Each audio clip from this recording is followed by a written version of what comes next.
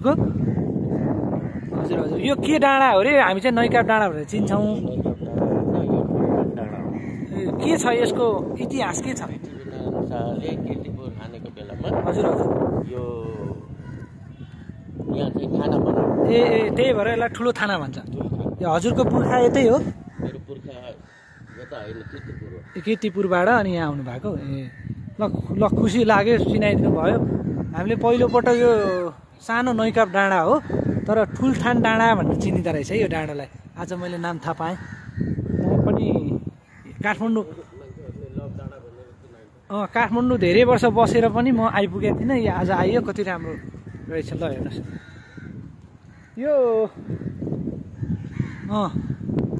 हेर्नुहोस् कति राम्रो उपत्यका देखिन्छ ठुलोठान डाँडाबाट। अनि यो कीर्तिपुरमा तिनै पटक के अरे युद्ध गर्दा यहीँ नै बनायो हो त थान?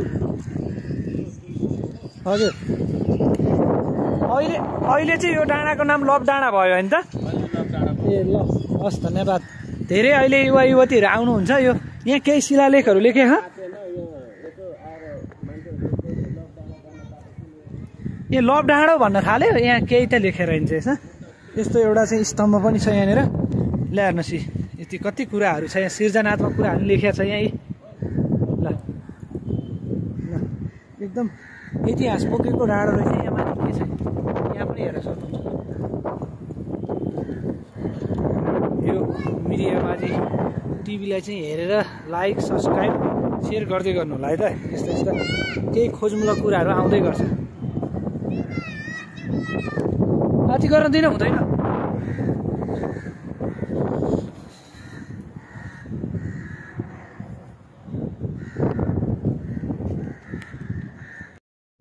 हजुर हजुर हजुर त देखिरहेछ। तीन थाना भन्छ त्यसलाई। हजुर हजुर